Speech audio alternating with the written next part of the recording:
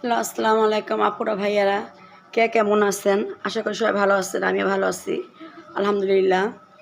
সবাই মেয়েরা, সবাই বরাত, সবাই ভালো আছেন। এই যে দেখেন, আমি আজকে একটু হালুয়া তৈরি করেছি। এটা হলো বুটের হালুয়া।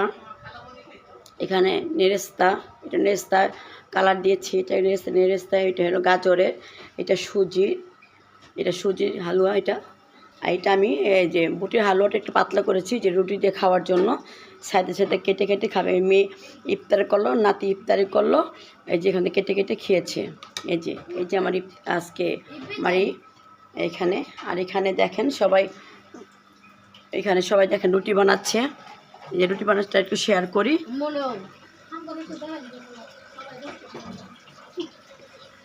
এই যে দেখেন সবাই এখানে রুটি বানাচ্ছে। যে আপুরা ভাইয়া দেখেন, আমার বাসা আজকে রুটির মেলা, রুটি বানাচ্ছে। এটা তো কোনো হাদিসে কোনো নিয়ম নাই যে রুটি হালুয়া বানাতে হবে। তারপর আমরা ছেলেদের নাতি নাতকুর জন্য, বাচ্চা কাচ্চার জন্য একটু বানাই, সেই জন্য সবাই বানাচ্ছে। দেখেন এই যে আমার রুটি বানানো আর এই দেখেন এখানে রুটি। আমি এখন একটু রুটিটা করবো।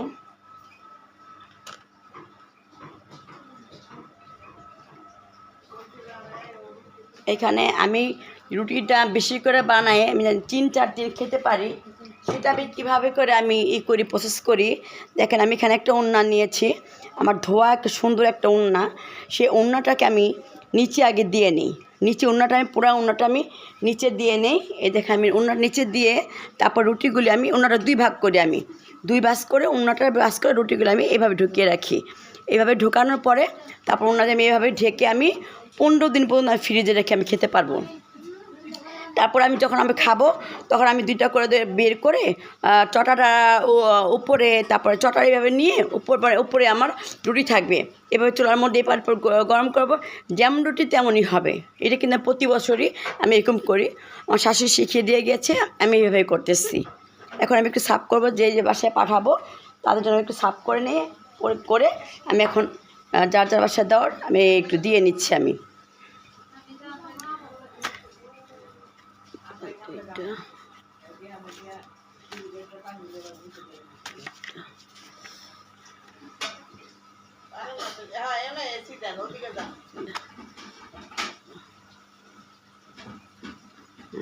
এখানে একটা রুটি নিয়েছি। বাটি নিয়ে আসতে বলো ভাইয়া, পিস দিতে বলো, পিস। আমি এখানে একটু যার বাসায় দিব আমি একটু করে নিচ্ছি, বড় মেয়ে নিয়ে যাবে।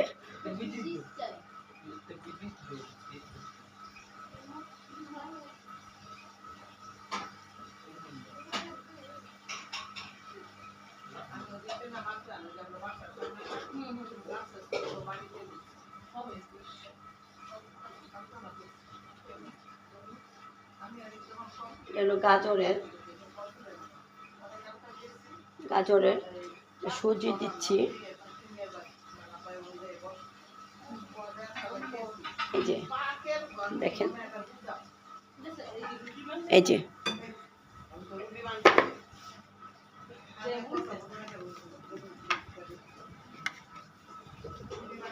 আম্মুকে ডাকো, চুলা বন্ধ করে আম্মুকে ডাকো।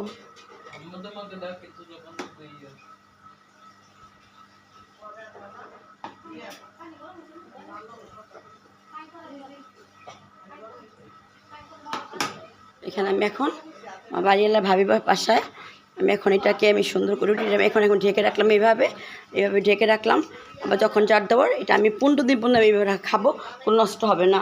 আমি আপনাদের সাথে একটা সুন্দর জিনিস শেয়ার করলাম। কার কেমন লাগছে না লাগছে আমার বলার কর্তব্য ছিল, সেই জন্য আমি এটা বলে নিয়েছি। ইসলাম 3 বছর দিয়ে আসো।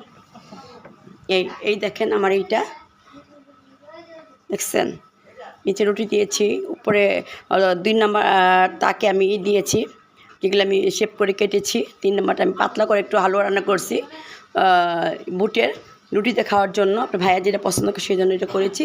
এটা নিয়ে এখন মেয়েকে দিয়ে পাঠিয়ে দিচ্ছি। গেট খোলা দিয়ে আসো। এই আমার এখনকার আমার সবই তো দেখলেন। এই যে আমার সব কিছু এখানে এদিকে রেখে দেবো। এখন সারাদিন আজকে এই নিয়ে রান্না করেছি।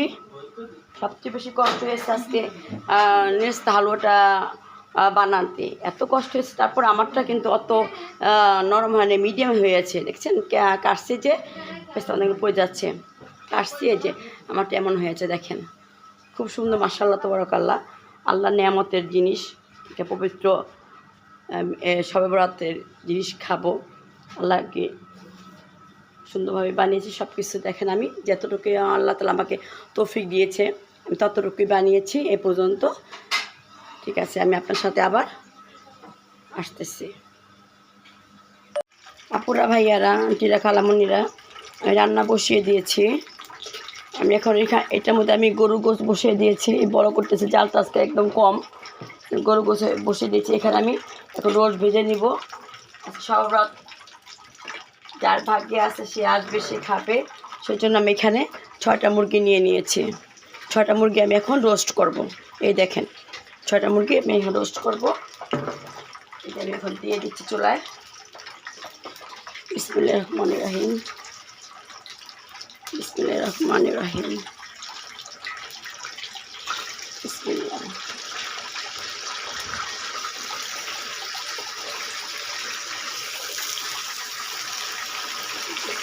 ঢেকে দিয়ে না ছিটবে এখন, ঢেকে দিচ্ছি। আজকে গরুর মাংস রান্না করব, মুরগি রোস্ট, রুই মাছ ভুনা করব বেশি করে পেঁয়াজ দিয়ে, আর একটা বেগুনের একটা চাটনি করব। সেই চাটনিটা আপনার সাথে শেয়ার করব।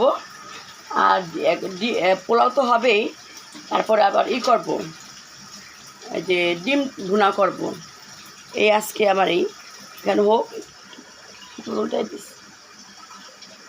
এটা হোক। চলো একটু ঘুরে আসি, একটু বারান্দায় যাই, দেখি বারান্দার কী অবস্থা। দেখেন এগুলি আমার সব এই যে বারান্দায় চলে, এই যে আমার বেডরুমটা গুছিয়ে ফেলছি, আমার ঘর গোছানো হয়ে গেছে। এই যে ঘর গোছানো হয়ে গেছে। আপনারা পুরা সবাই মনে করেন না কে যে আমি একটারে কিন্তু বারে বারে দেখাচ্ছি, না, এটা কিন্তু আমি 2টা নিয়ে আসছি।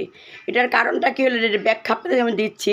এটার ব্যাখ্যা হলো যে আমি যখন এটা দেখেছি তখন এটা আমি আমাদের নারায়ণগঞ্জ আড়ঙ্গে আমি পাইনি, এটা আমি ধানমন্ডি আড়ঙ্গে আমি পাইনি। আমি দুটো আড়ঙ্গে আমি দিয়েছি, মানে ঘোরাঘুরি করেছি। তারপর আমি ধানমন্ডি আড়ঙ্গে আমি অর্ডার দিয়ে আসছি, আবার নারায়ণগঞ্জে আড়ঙ্গে অর্ডার দিয়ে আসছি। আমি যেটা থেকে সেটা থেকে আমি এখন নিব। তারপরে এটা যখন নারায়ণগঞ্জে আড়ঙ্গে চলে আসলো, তখন নারায়ণগঞ্জ থেকে আমাকে ফোন দিল যে ম্যাডাম আপনি এইটা ডালাটা চলে আসছে, আপনি কি নেবেন? আমাকে নিব না কেন, কী আশ্চর্য কথা। তখন আমি কাজ করতেছি, আমি হ্যাঁ আমি কাজটা সেরে আমি বিকেলের দিকে আমি আসতেছি, তোমরা আমার জন্য রেখে দাও। মানে আরেকটা আপু নিবে, 2টা নিয়ে আসছিলাম, একটা সেল হয়ে গেছে, একটা আপনার জন্য রেখছি, আপনি কি নেবেন নাকি? আমি হ্যাঁ অবশ্যই নিব, তোমরা রেখে দাও, আমি বিকালের মধ্যে আসি। তো বিকাল দিকে এটা নিয়ে আসলাম। তারপর কিছুদিন পর আবার সে আবার ধানমন্ডি থেকে আপুরা ফোন দিয়েছে। ধানমন্ডিতে ফোন দিয়ে বলতেছে যে ম্যাডাম আপনি যে একটা ডালা অর্ডার দিয়ে গিয়েছিলেন সেটা চলে আসছে। এখন আমি বলি কি, আমি তো আমার নারায়ণগঞ্জ অর্ডার যেটা দিয়েছিলাম সেটা তো আমি নিয়ে আসছি, এখন আমি কী করবো? এখন বলে তাহলে ম্যাডাম সেল দেবে কি না, যেটা আমি কেউকে মনে কষ্ট দিতে আমি চাই না, যেহেতু তোমাদের কাছে অর্ডার দিয়ে আসছি, তোমরা নিয়ে আসছো, সেই জন্য আমি বেগুন লাগবে, সেই জন্য আমি কষ্ট দিতে চাই না, তোমরা রেখে দাও, আমি দু একদিন মধ্যে ধানমন্ডিতে আমি এসে আমি এটা নিয়ে যাব। সেই ধানমন্ডি থেকে এসে আমি গিয়ে তারপর নিয়ে আসছি। আমার ওই সাইডটা দেখেন একটু, ওই সাইডটা আমার গোছানোটা কেমন হয়েছে। ঘর গোছানোটা সবসময় ওই যে ওই সাইডটা দেখছেন, ওই কোনারটা গোছানো, ওই দিন কি আপনার সাথে শেয়ার করেছিলাম, ওই কোনার মধ্যে আমি ফুলের ইটা রেখেছিলাম। এখন দেখেন এটা নিচে হয়ে যায়, সেই জন্য দিচ্ছি না। এখন এটা এখানে নিয়ে দিয়েছি, আর এইটা আবার এখানে আমি নিয়ে আসছি। এই দেখেন এটা আমি এখানে নিয়ে আসছি, দেখছেন, এটা এখানে আমি দিচ্ছি। এই জিনিসটা আমি এখানে সবগুলি এখানে আমি রাখছি। একটা আমার বেতের মোড়া ছিল, আমি সিলেট থেকে বেতের মোড়া আনছিলাম, একটা আমি এখানে রাখছি, আর একটা আমার কাজের বউকে চুরি করে নিয়ে গেছে, আমি খেয়াল করি দেখি নেই, যখন বাসা চেঞ্জ করে কাজের বউকে চুরি করে নিয়ে গেছে। আর এই একটা পরে দেখি নাই খালাকে হ্যাঁ আমি নিয়ে আসছি, তুমি না জিজ্ঞেস করি তারপর কোনো তর্কে আমি যাইনি, এই চলেন আজকে একটু বাগানটা একটু দেখি। এই যে আমার বাগানের অবস্থা দেখেন, আজকে কি সুন্দর ফুল ফুটেছে।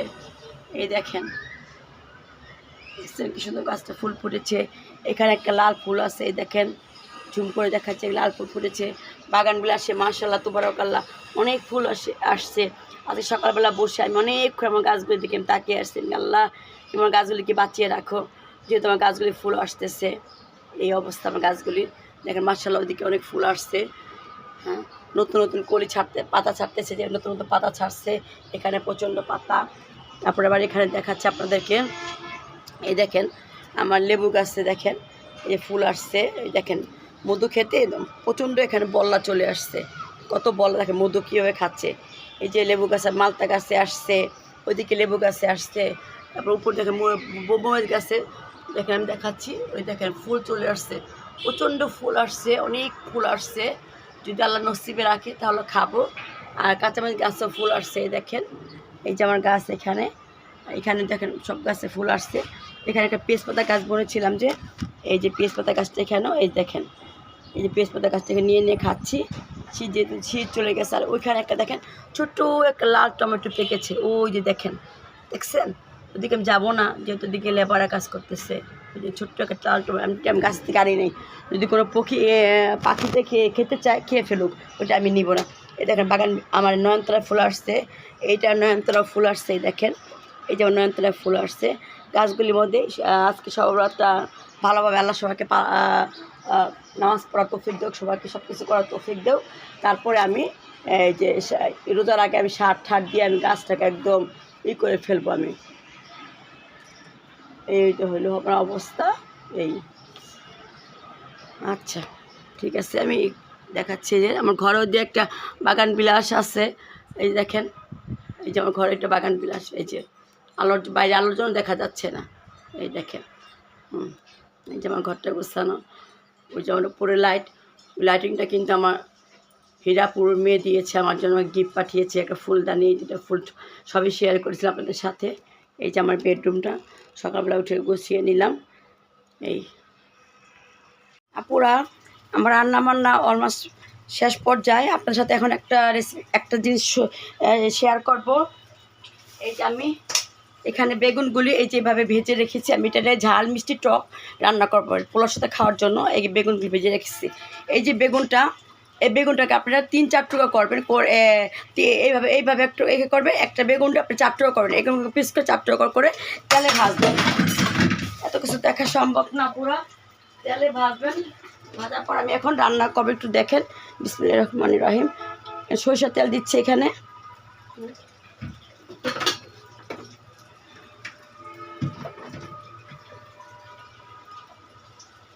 এখন দেবো পেঁয়াজ,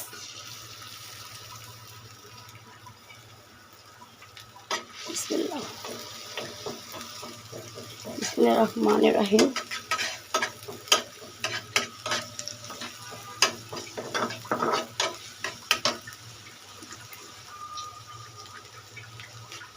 পোলাও আমি এখানে 1 কেজি বসিয়ে দিয়েছি, এখানে দমে দিয়েছি পোলাওটা। 1 কেজি এখন হয়েছে, আর 1 কেজি আমি পরে বসাবো। এখন এটা আমি টকটা একটু আপনার সাথে শেয়ার করছি আমি।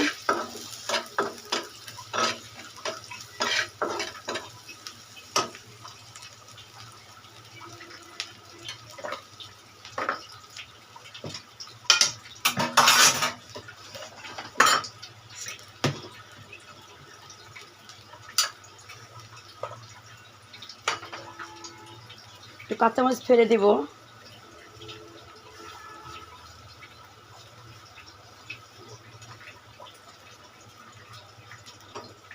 পড়ে গেল, পারলাম না কাটতে।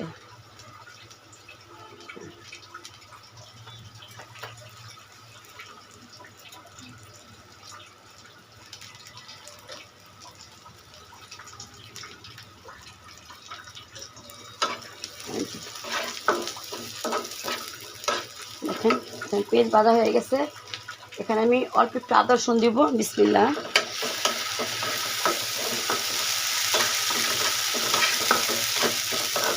এটা আপনার সবাই রান্না করে পোলাওর সাথে, যেদিন রোস্ট পোলাও বিরিয়ানি রান্না করলেন সেদিন রেঁধে খেয়ে রাখবেন, আর খেয়ে দেখবেন কেমন লাগে জিনিসটা। আমি যে প্রায় রান্না করি, এসব রান্না করা তো দেখানো তো সম্ভব না, সেই জন্য আমি শুধু এটা দেখাই দিচ্ছি। আদা রসুনটা কষানো হয়ে গেছে, একটু পানি দিব। এখানে আমি হলুদ মরিচ লবণ দিয়েছি।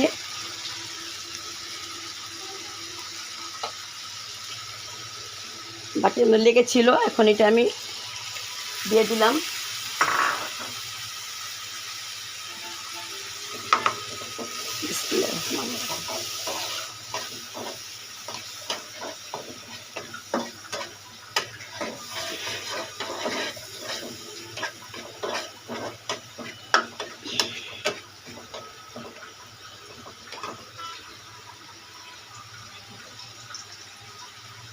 পোলাওটা কী অবস্থা, কি পোলাওটা দমে দিয়েছি দেখেন।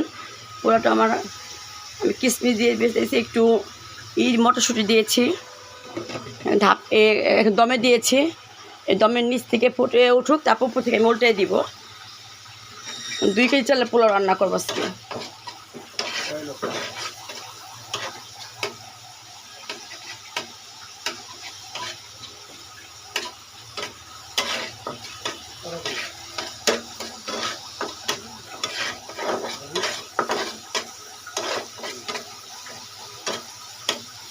আমি এর মধ্যে এখন চিনিটা দিই, আগে আমি চিনিটা দিব আপুর আগে আমি আপুর আন্টির আমি চিনিটা আগে দিব। ভাইয়াদের বলে তো লাভ নাই, এটা ভাইয়েরা তো রান্না করবে না।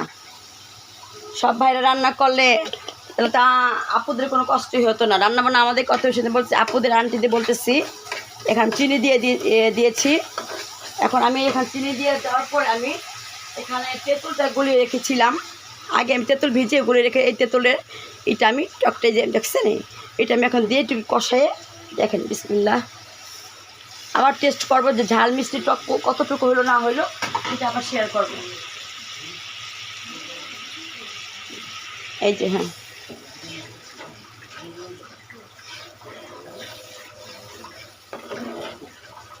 কালারটা কি সুন্দর, মাশাআল্লাহ তাবারাকাল্লাহ।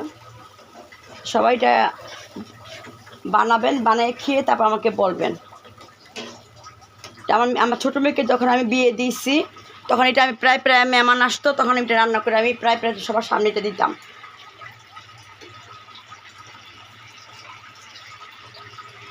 একটু চিনি লাগবে।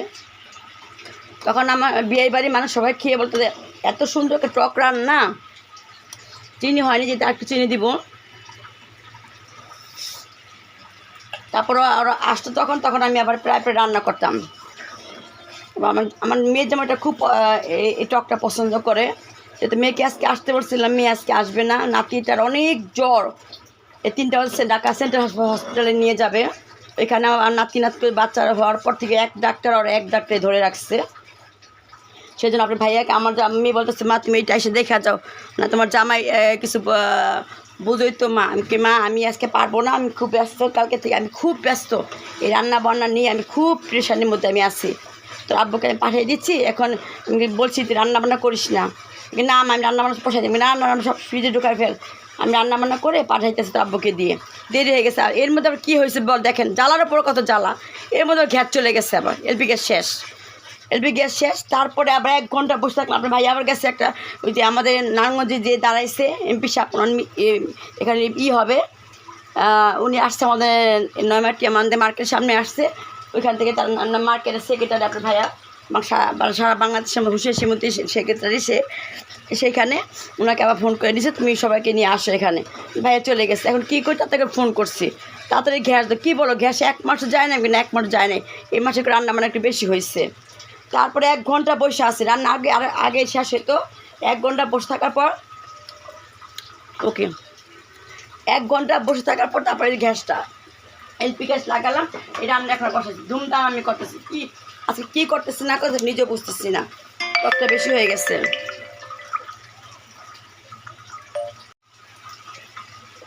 একটু চিনি দিয়ে দিব।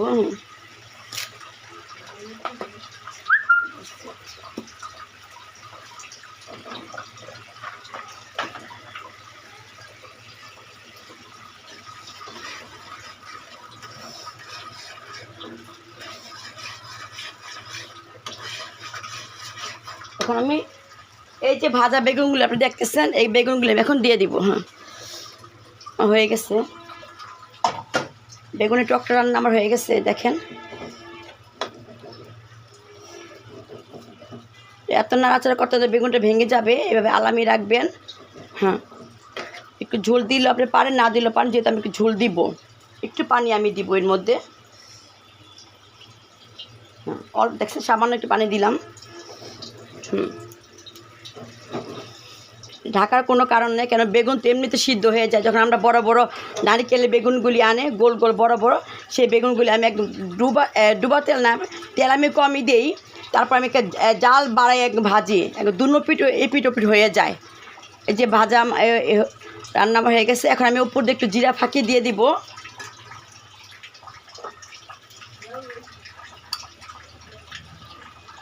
এই যে আমি জিরা ফাঁকি নিয়েছি, দেখেন হাতে দিয়ে দিচ্ছি। বিসমিল্লাহ।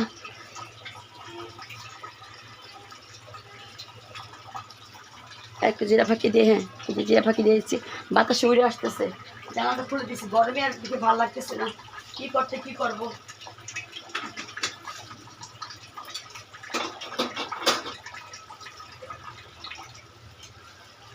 এখন দেখছেন আপুরে, এখন আমি আর দেখার আর কিছুই নেই, হয়ে গেছে। এখন আমি খালি ওই ধনেপাতা দিয়ে নামাই ফেলবো। আপুর আমার রান্না বান্না হয়ে গেছে, এই শেষ মিনিট। এই যে আমার পোলাওটা দেখেন, পোলাও কি সুন্দর ঝরঝরে মাশাআল্লাহ তাবারাকাল্লাহ হয়েছে। আর একটু শেয়ার করছি, চলেন দেখি। এই যে আমি আজকে পাত্রের সহায় দেখাইলাম, কিছু মনে করবেন না আপনারা। এই যে আমার এই তেঁতুলের চাটনিটা, তেঁতুল কি সরি আজকে রান্না করতে করতে এই বেগুনি চাটনিটা, এই দেখেন একটু কাছে নিয়ে দেখে যে বেগুনি চাটনিটা দেখেন আপুরা। এই যে বেগুনি চাটনিটা, এখানে রুই মাছ ভুনা কড়াই সহ নিয়ে আসছে, যেখানে এখন পারবো মেয়ের বাসায় পাঠাবো। এই কড়াই এই যে আমার রোস্ট, এই যে রোস্ট কাটা হয়ে গেছে। তারপরে এই যে সালাদ কেটে, সালাদের মধ্যে আমি দিই লেবু দেই, তারপরে আমি এই সস দেই, তারপরে আমি লেবু সস, তারপরে তারপরে বাবা দূর চিনি এই দিয়ে আমি কাঁচামরিচ পেঁয়াজ ইচ্ছা মতো মাখি। ভাইয়ারা, আপুরা, আন্টিরা, খালামণিরা, আমার আন্টিরা আপুদের উদ্দেশ্যে আমি একটা কথা বলবো। আজকে সবে বরাত, রাতে নামাজ, সবাই সবার জন্য দোয়া করবেন। আমার জন্য আন্টিরা, খালামণিরা, আপুরা একটু বেশি করে দোয়া করবেন। সবাই সবার জন্য আমাদের দোয়া করতে হবে। আজকে এই পবিত্র রাতে, আগামী বছর এমন আছে আপনার সাথে আমিও কথা বলতে না পারি, আপনারা আমার সাথে কথা বলতে না পারেন। এরকম কার কখন হাত শেষ হয়ে যাবে সেটা আল্লাহ ছাড়া কেউ আমরা জানি না। আমার জন্য সবাই একটু বেশি বেশি করে দোয়া করবেন। আমি যে সামনের দিকে আগাতে পারি সে সবাই দোয়া করবেন। সবাই হিংসা বিভেদ আমরা শেষ করে সবার সাথে মিলেমিশে কাজ করব, আমরা মিলেমিশে থাকবো। সবাই সবার জন্য আজকে রাতের জন্য দোয়া করবেন।